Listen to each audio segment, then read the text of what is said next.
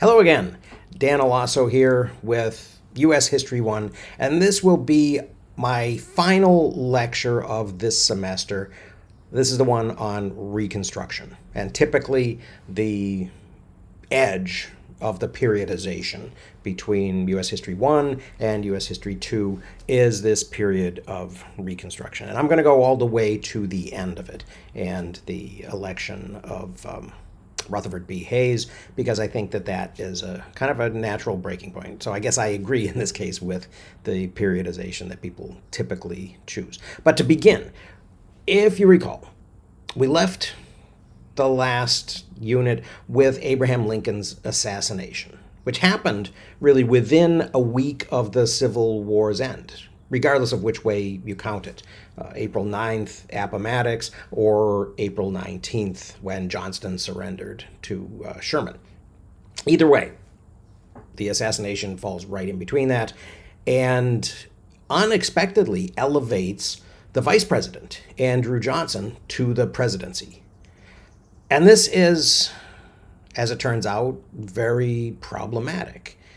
This was not really well thought out in terms of that type of turnover of power, because Johnson was a Democrat who didn't really share a lot of the commitments of the Republican Party, although he may have been somewhat closer to Lincoln's own ideas. Johnson had been born into poverty in North Carolina and had never actually attended school.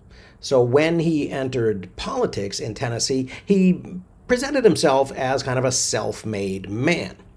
He had apprenticed as a tailor and then had worked in that trade in Tennessee before going into politics. His wife had helped to teach him to read and to educate him, and he had gradually climbed the political ladder in Tennessee because he was a very skillful stump speaker, and because he acted kind of as a defender of poor Tennesseans and poor Southerners, and as an adversary of the aristocratic planter class. So Johnson was elected to the House of Representatives in the 1840s, and then he became the governor of Tennessee in the 1850s and was appointed to the Senate, because we're still, of course, in a period of American history where senators aren't elected, they're appointed by state legislators. So he was appointed to the Senate just a couple of years before the beginning of the Civil War. And then when Tennessee seceded and joined the rebellion, Johnson remained loyal to the United States. So when the U.S. Army conquered Tennessee, a little bit at a time, beginning in 1862, Abraham Lincoln appointed Andrew Johnson military governor of the part of the state that was occupied. And by 1864, that really amounted to almost the entire state. And he served there for a couple of years, until being nominated by the Republicans to run for vice president on the ticket with Lincoln in 1864. Nominating Johnson, a Democrat, a Southerner, a former slave owner — Johnson had only freed his slaves in August of 1863 — this was a pragmatic decision for Republicans who wanted to show that the party really could be supported by all loyal Americans, regardless of their origins or their actual politics. That this was such a stark difference and a stark choice between the secessionist party and the Union Party. And Republicans also hoped that Johnson's presence on the ticket would once again help split the Democrats and bring some Northern Democrats along, because that was the way that Lincoln had gotten in 1860, was partly on the basis of this split in the Democratic Party between the Southerners and the Northern Democrats. He had only gotten 40% of the popular vote, if you recall. And so this was another stab at that strategy to try to help ensure Lincoln's reelection in 1864. So, elevated to the presidency by Lincoln's assassination, this former tailor and this guy who kind of hated the wealthy planter class in the South unexpectedly finds himself responsible for restoring a destroyed Confederacy back into the Union. Now, Lincoln's legal argument and his assumption and his understanding of constitutional law as president had been that the secession of the southern states had never really been legal constitutionally. And this, of course, justified his position, forcing them to return. But it also meant that these rebellious states still had certain rights as states. So following Lincoln's 10% plan that I talked about last week for restoring the South, Johnson kind of hoped to do something like that and quickly accept the states back in on lenient terms and heal these wounds from the war that had killed over 600,000 people and wounded probably twice as many and really devastated the economy, especially of the South.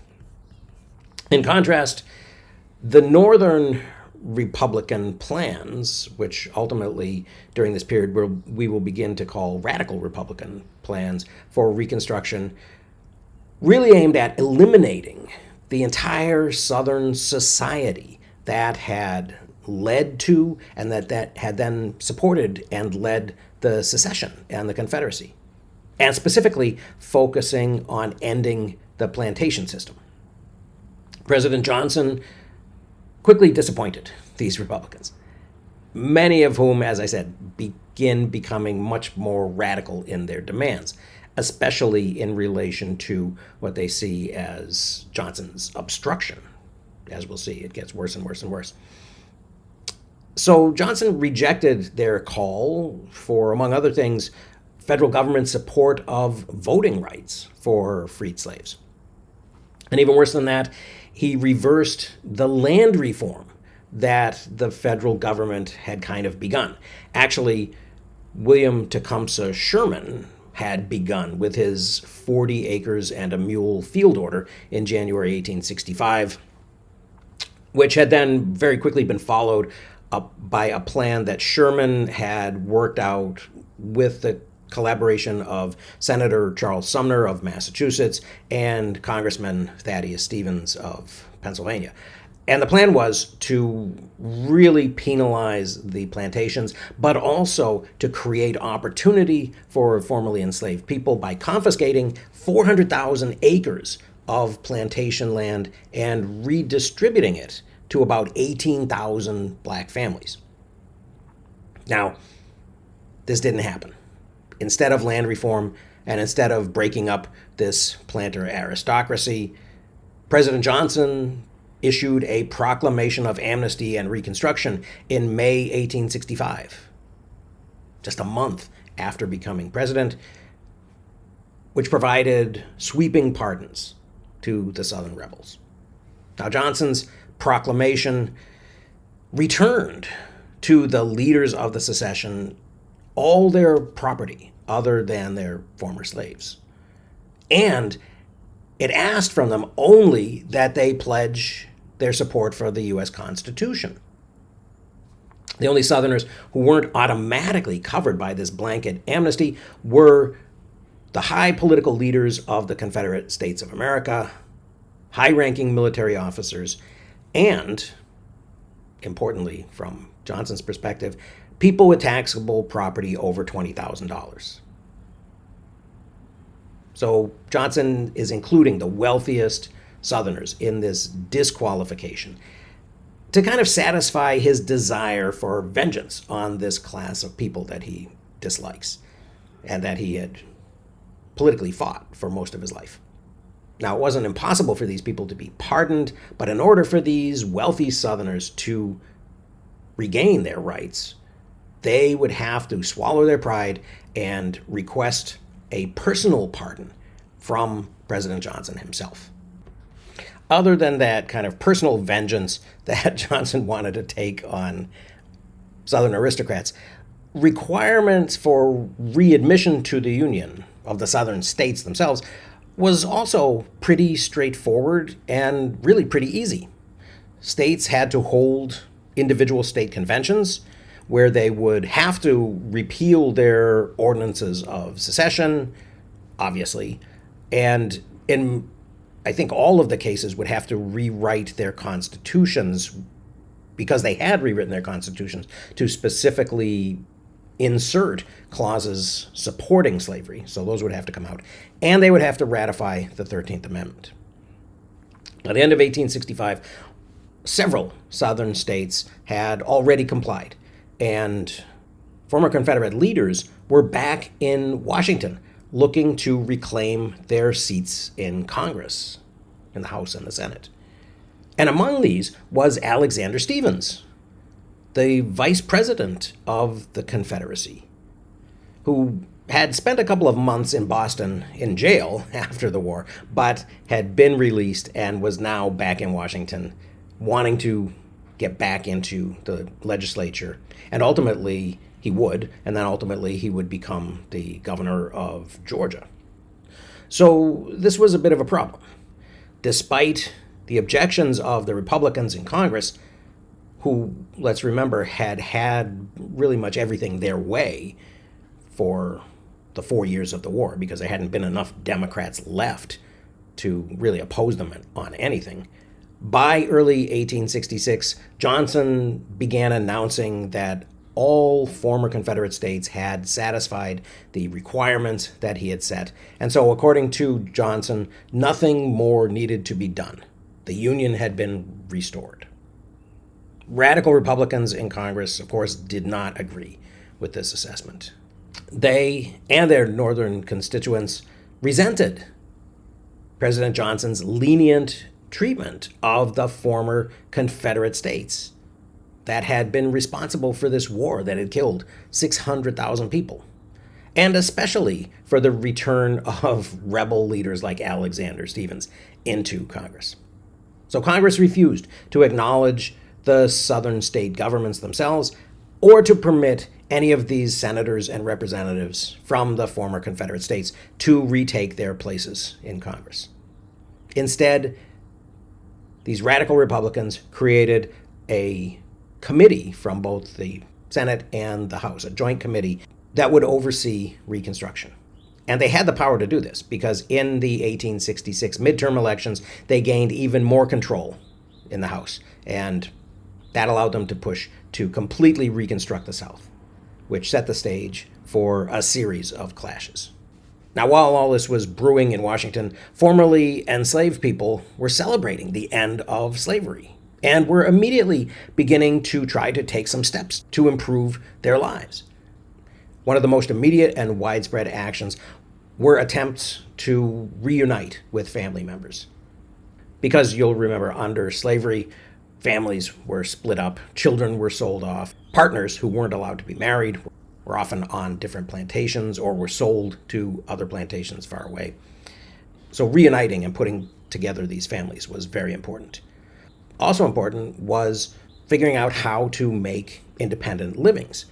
Because while the forced labor of slavery went away, what also went away with it, of course, was that paternalistic cradle-to-grave provision of food and clothing and a place to live and all those things, which, although they hadn't been that good and hadn't been what the enslaved people would have chosen, did exist and needed to be replaced. And, of course, they also were interested in having some type of a say in their own government. Unfortunately, Black people in the South faced retaliation from the defeated but still powerful, especially locally powerful Southerners, who were determined that the former slaves would remain poor and would remain a despised underclass. Recognizing very early on the dire situation of these freed people, Congress created the Bureau of Refugees, Freedmen, and Abandoned Lands in March 1865, even before Lincoln's assassination. This became known as the Freedmen's Bureau. So just before his death, President Lincoln had approved of the Bureau and had signed the charter, giving it a one-year life. The Freedmen's Bureau delivered food to both blacks and to poor whites in the South.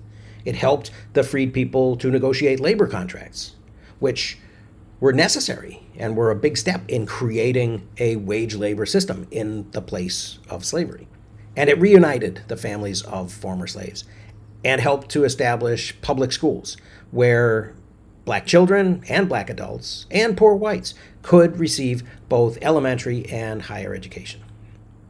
The Bureau got a lot of support from Christian organizations, especially the ones that had advocated abolition, such as the American Missionary Association. The American Missionary Association used knowledge and skills that it had acquired working in missions in Africa and to some extent with Native Americans to establish and to run schools for freed slaves in the post-war South.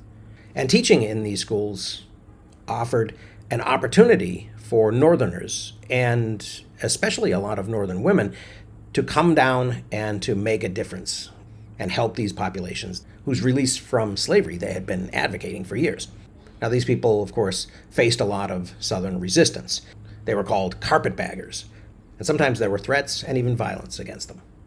The schools that the Freedmen's Bureau and the American Missionary Association established caused resentment among both wealthier white Southerners and even the poor sometimes, and were sometimes targets of violence. Both racists and others who resisted the type of federal government activism that was represented by the Freedmen's Bureau denounced it as a waste of federal money, and some said it was a foolish effort that encouraged laziness among former slaves. The Republican-dominated Congress renewed the Bureau's charter in 1866, but President Johnson, who believed that the work of restoring the Union had already been successfully completed, vetoed the rechartering. Radical Republicans continued to support the Bureau and overturned the veto, and this is the first of many vetoes that they'll overturn. And this conflict between Congress and the president intensified during the next several years. And although a big part of this dispute was about racism, another element of it did reflect conflicting visions of the proper role of government. The Republican Party, you'll remember, was established as a coalition between Free Soil and abolitionist people and Whigs, which was the party that advocated using the power of government to create conditions, infrastructure that would lead to the growth of business, which they believed would benefit all of American society. So the radical Republicans doubled down on this and believed in the constructive power of the federal government to ensure better conditions for freed people. And many of these Republicans had either been Whigs or had been adjacent to Whigs, right, who had supported this idea of using government to build economic infrastructure. The Democrats, on the other side, including Johnson, resisted the idea of an activist federal government and denied, really, that beyond enforcing the laws, the government really had any role to play in determining how society operated. But as I said, this wasn't just a theoretical dispute about the scope of government. The racism displayed by the opponents of Reconstruction is shown in this image. In the foreground, a lazy black man wonders, what's the use for me to work as long as they make these appropriations? In the background, white men are shown working, chopping wood, plowing fields. And the text above them reads, "In the sweat of thy face shall thou eat bread." So a biblical injunction. And it also says the white man must work to keep his children and pay his taxes. And then in the middle background, the Freedmen's Bureau looks very much like the American Capitol building.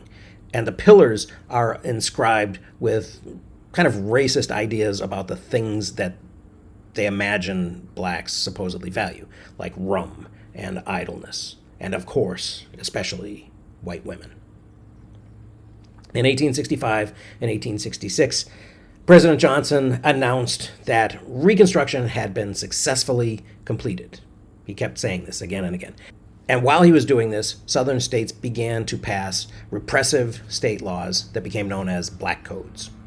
While the laws varied in their details and somewhat in their severity from state to state, the codes generally were designed to maintain the social and economic structure of previous Southern society as much as possible, including the racial hierarchy, even in the absence of slavery itself. The laws cemented white supremacy by restricting participation of freed slaves in civil society, depriving them of the rights to vote, to serve on juries, to own or carry weapons to defend themselves, and in some cases, even the right to rent or lease land. So not only are we not getting land reform, but black people can't even rent or lease land to farm on and become self-sufficient.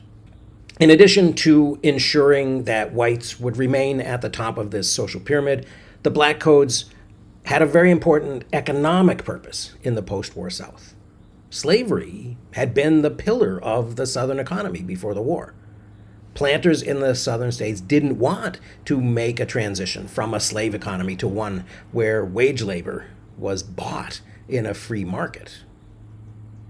Instead, they drafted these black codes that would recreate the antebellum economic structure under the facade of a free labor system. So the black codes used a variety of tactics to limit and constrain the choices of freed people and to tie these former slaves to the land that they had previously been forced to work. In order to get paying jobs, former slaves had to sign contracts that prevented them from changing their employment or from working for more than one employer at a time. They couldn't take second jobs. Unlike a free labor market, these mandatory contracts meant that the blacks had very little power to influence the wages or the work conditions that they worked under by choosing the employer who would give them the best terms, the best deal. As a result, former slaves ended up working for very, very low wages in very much the conditions that they had worked in before, with no chance to supplement their incomes by doing additional work, or since they couldn't rent land from working for themselves.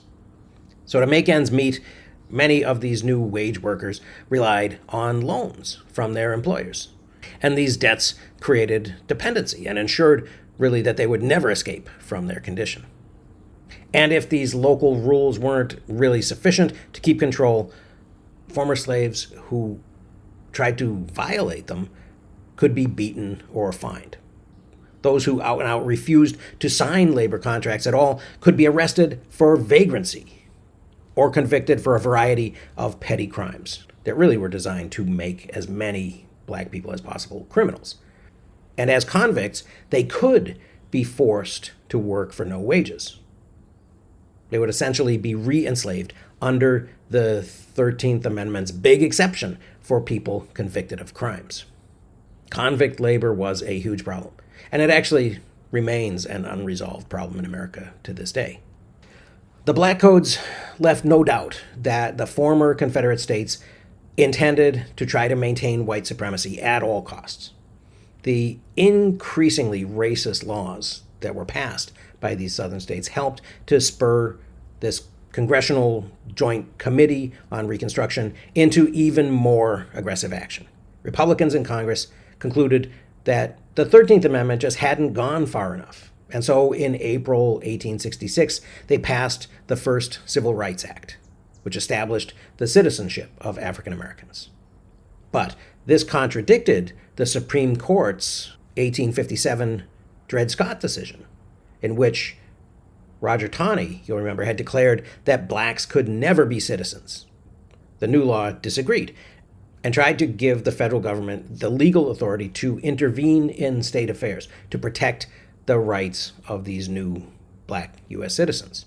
President Johnson vetoed this, of course, in 1866, but Congress was able to muster the two-thirds majority that it needed to override his veto.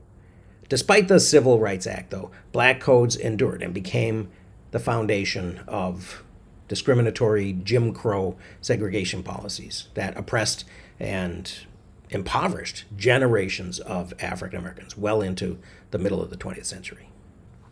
Opponents of the Civil Rights Act argued that the 1866 statute that Congress had passed couldn't alter the interpretation of the Constitution that Justice Taney had given in the Dred Scott decision. So responding to these legal challenges, the radical Republicans passed another constitutional amendment with pretty much the same provisions. So in July 1866, the 14th Amendment was voted on and sent to the states for ratification. It gave citizens equal protection under both state and federal law, and effectively, since it was going into the Constitution, overturned the Dred Scott decision. It also finally eliminated the 3/5 compromise of the original 1787 Constitution, and it reduced the number of House representatives and Electoral College electors that were available to any state that would deny suffrage to any male adult resident, whether they were black or white. And the 14th Amendment also declared that all the debts incurred by fighting to defeat the Confederacy would be honored. Confederate debts, however, would not. It said neither the United States nor any state shall assume or pay any debt or obligation incurred in the aid of insurrection or rebellion against the United States, or any claim for the loss or emancipation of any slave. But all such debts, obligations, and claims shall be held illegal and void. This meant that the claims of former slaveholders who were lobbying, especially in their state legislatures, for compensation for the slave property that they had lost, didn't have any standing at all. Any state that ratified the 14th Amendment would automatically be readmitted. But of course, all the former Confederate states refused to ratify the amendment in 1866. President Johnson legitimized their resistance when he openly advocated for rejecting the 14th Amendment. In the summer of '66, he went on a speaking tour and made a series of speeches known as the Swing Around the Circle to raise support for his milder version of Reconstruction and to argue against ratification. Johnson felt that ending slavery went far enough. He continued to believe that blacks were inferior to whites, and he said so in his speeches. Hecklers at these speeches provoked Johnson into responding, and sometimes into responses that weren't very well thought out. So Johnson made a bunch of statements that damaged his cause.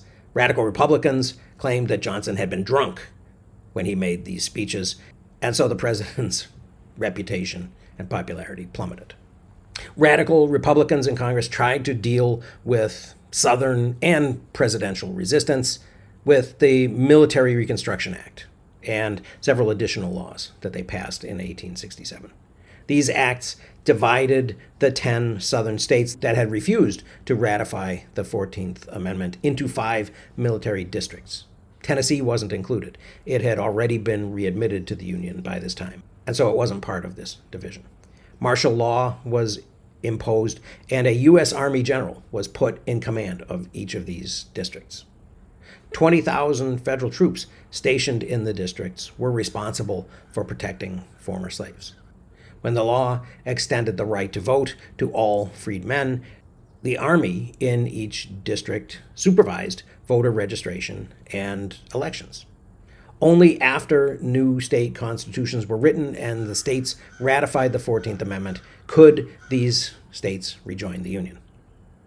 Predictably, President Johnson once again vetoed the Reconstruction Acts, declaring them unnecessary and unconstitutional, and once again, Congress overrode Johnson's vetoes.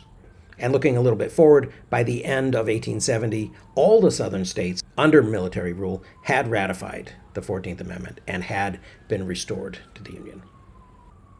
But President Johnson's relentless vetoing of these congressional Reconstruction bills and his personality kept the conflict going and really kept race at the center of this partisan politics. Johnson said in his 1868 State of the Union speech, "The attempt to place the white population under the domination of persons of color in the South has impaired, if not destroyed, the kindly relations that had previously existed between them, and mutual distrust has engendered a feeling of animosity, which, leading in some instances to collision and bloodshed, has prevented that cooperation between the two races so essential to the success of industrial enterprise in the southern states. The president's insistence that there had once been kindly relations between slave owners and slaves put him even further at odds with members of Congress who wanted political equality, at least, if not social equality, between blacks and whites. The Republican majority in Congress despised the president by this time, of course, and they wanted to try to prevent him from being able to continue interfering with their congressional reconstruction. So they set a trap for Johnson. Radical Republicans passed the Command of the Army Act, which would prohibit the president from issuing military orders except through the commanding general of the army, who could not actually be relieved or reassigned without the consent of the Senate. In 1867, Congress further passed the Tenure of Office Act, which required the president to get approval of the Senate whenever he appointed or removed officials. And this was the trap.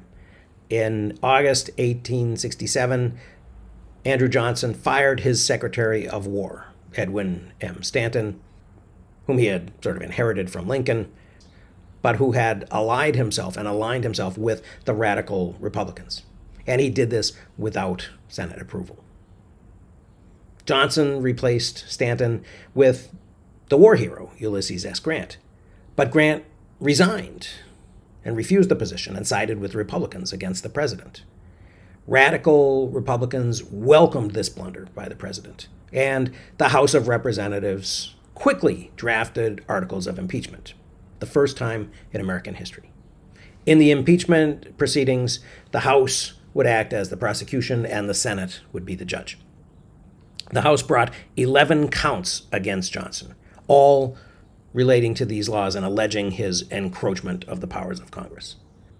Johnson barely survived, but he did survive when 7 Republicans joined the Democrats and Independents to support acquittal, with a final vote of 35 to 19, which was just one vote short of the 2/3 majority that would have been needed to convict Johnson and remove him as president.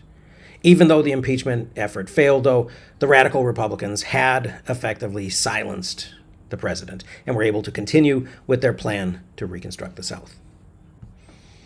And then there was another presidential election. In November 1868, Ulysses S. Grant, the U.S. Army war hero, won the presidency in a landslide victory.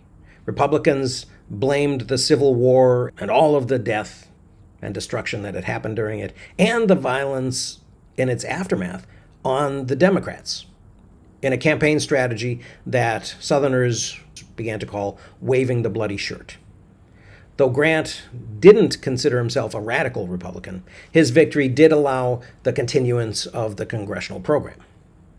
In the winter of 1869, Republicans introduced a third constitutional amendment of the Reconstruction era.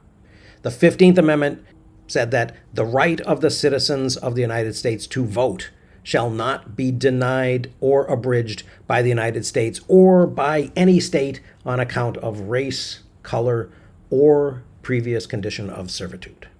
Unfortunately, as part of a compromise made to try to ensure the passage and the ratification of the amendment with the broadest possible support, the amendment's drafters had specifically edited out language that addressed literacy tests and poll taxes, which were the most common ways that blacks were disenfranchised in both the North and in the South.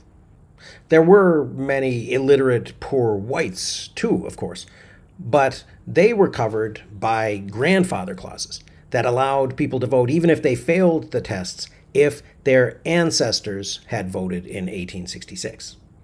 Of course, this meant their white ancestors because no black people had voted in 1866.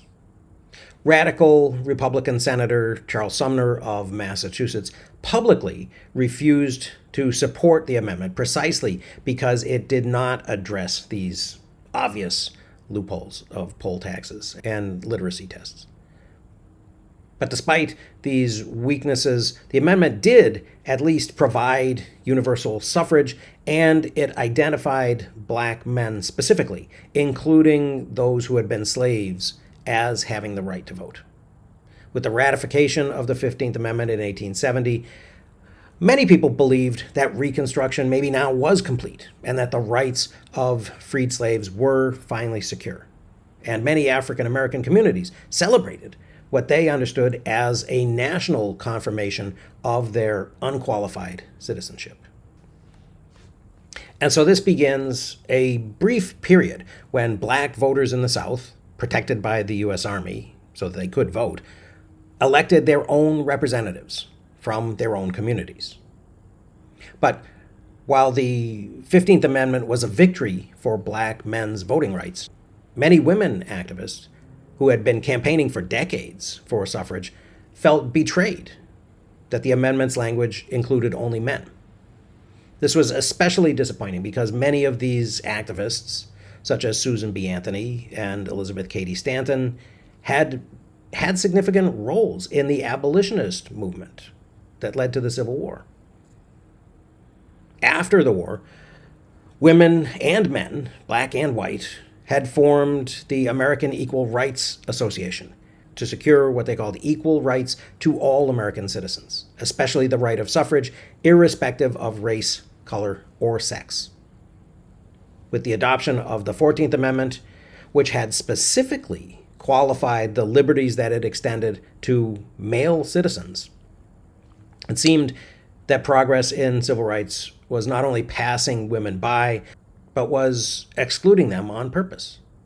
As Congress debated the language of the 15th Amendment, some held on to the hope that it would finally extend the franchise to women. These hopes were crushed when Congress adopted the final language.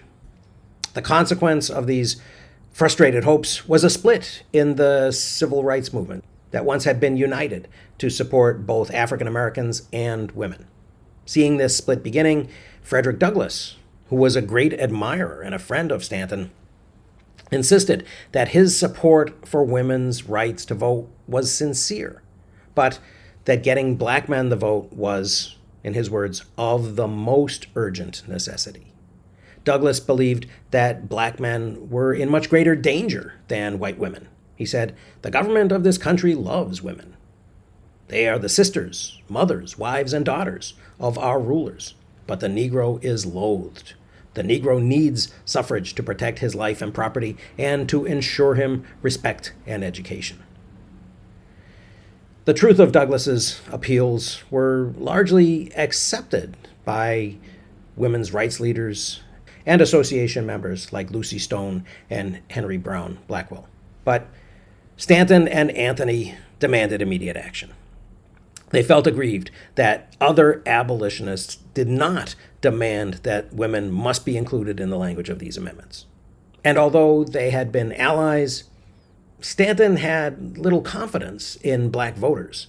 And she actually argued that the votes of intelligent women would be necessary to counter the influence of uneducated freedmen in the South and also the waves of poor European immigrants that were arriving in the East. So there's a class element as well as a race element involved in this argument.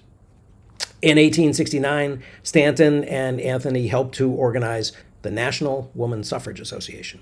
Virginia Minor, a member of the association, tried to register to vote in St. Louis, Missouri in 1872. When election officials turned her away, Minor brought the issue to the Missouri state courts, arguing that the 14th Amendment ensured that she was a citizen with the right to vote.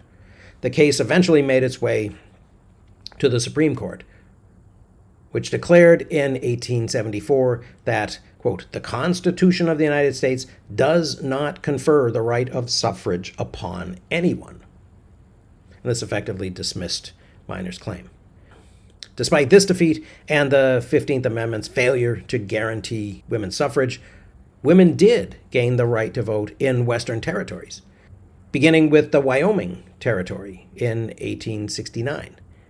And one reason for this liberalism in the West was a belief that giving women the vote would provide a kind of moral compass to the otherwise kind of lawless frontier. Extending the right to vote in the Western territories also provided an incentive for white women to emigrate to the West, where they were very scarce. And finally, although since then we've seen some very contested presidential results, the results of the 1876 election were among the most disputed ever. It wasn't disputed that the Democrat, Samuel Tilden of New York, had beaten the Ohio Republican Rutherford B. Hayes in the popular vote. Tilden had won only 184 electoral votes to Hayes's 165, and the victory required 185 votes, so he is one vote short. But 20 votes from 4 states remained unresolved because the electors couldn't be certified.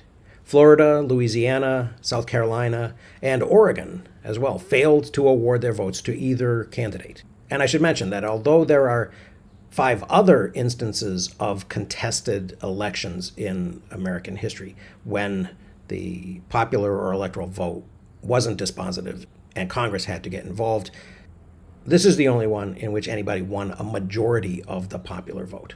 So Tilden won over 50%. So he had a clear majority of the popular vote. And it also might surprise you that this was the presidential election in American history with the largest percentage of the eligible voters involved. So the largest voter turnout in U.S. history by percentage. Over 80%, possibly 82% of Americans voted. Although there were some charges of voter fraud, which was what led to the inability of these states to certify their electoral votes. So since those problems couldn't be resolved, the parties retired to smoke-filled rooms and a deal was struck to resolve this dispute. The Compromise of 1877 gave all 20 of the electoral votes to Rutherford B. Hayes.